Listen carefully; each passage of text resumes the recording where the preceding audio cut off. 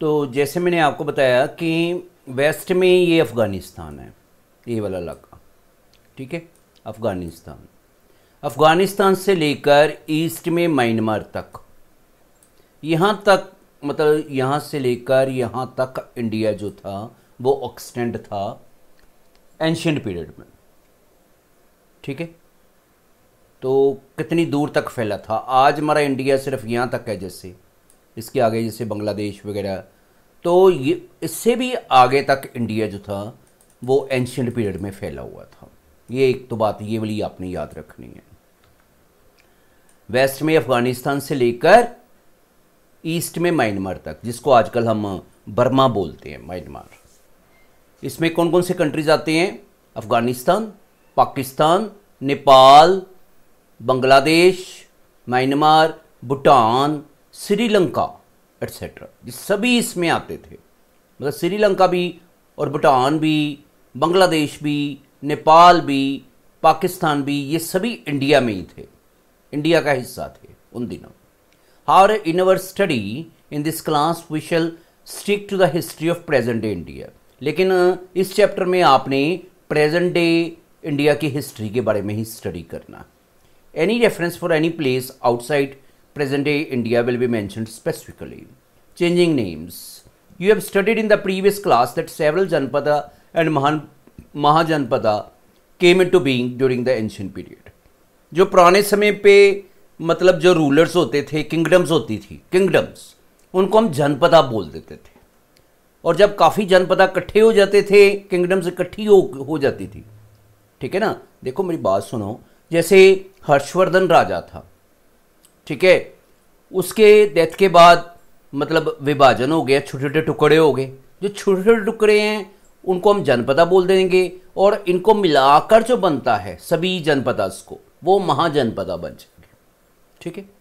सो पहले you study in previous class that several janapada mahajanapada came into being during ancient period में काफ़ी जनपदा और महाजनपदा थी। This trend continued during the medieval period.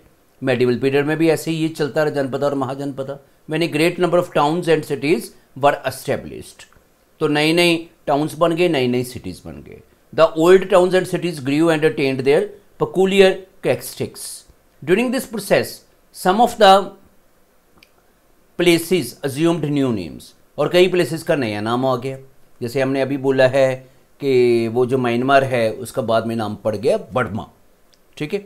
So we can compare some of the old names with the new ones। old name और new names मैं आपको बताता हूँ।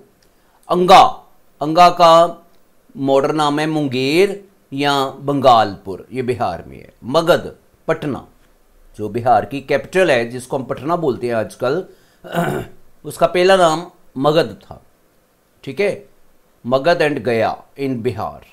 तो मगध जो है वो पटना और गया को मिलाकर मगध बनता है। काशी, बनारस और वाराणसी, जो उत्तर प्रदेश में बनारस या वाराणसी है उसको हम काशी बोलते थे पहले। कोसल, ये अवध जो है उत्तर प्रदेश में, उसको पहले कोसल बोलते थे। वजी, नॉर्दर्न बिहार को वजी बोलते थे। माला, सदर्न नेपाल को माला बोलते थे। चेड़ी, बुंदेलखंड का जो इलाका है, ठीक है, उसको हम पहले चेड़ी बोलते थे। तो ऐसे पुराने नाम हैं ये। इलाहाबाद जो है उत्तर प्रदेश में, उसको पहले वत्स बोलते थे। दिल्ली जो है और मेरठ का जो इलाका है उसको कुरु बोलते थे। और हीलखंड का जो इलाका है उत्तर प्रदेश में, रूलखंड जो है उसको पंचाला बोलते थे। इस तरह जयपुर और अलवर जो है राजस्थान में, उसको हम पहले मत्स्य बोलते थे, ठीक है। मथुरा जो है उत्तर प्रदेश में, उसको सुरासना बोलते थे। गोदावरी जो है उसको अस्का बोलते थे। मालवा और मध्य प्रदेश जो है, सारा इलाका मध्य प्रदेश का और मालवा, उसको अवंती बोलते थे। अफ़गानिस्तान को गंधार बोलते थे। और कश्मीर का जो इलाका और अफ़गानिस्तान का कुछ इलाका, उसको हम कम्बोज बोलते थे। तो ये अलग अलग नाम हैं जो मतलब थे, ठीक है, पुराने ज़माने में जो नाम थे। जैसे मैंने अभी बताया कि मेन नाम जो है, इलाहाबाद को वत्स बोलते थे, बुंदेलखंड को चेड़ी बोलते थे, तो ये नाम जो है वो आपने ऐसे ही याद करने हैं।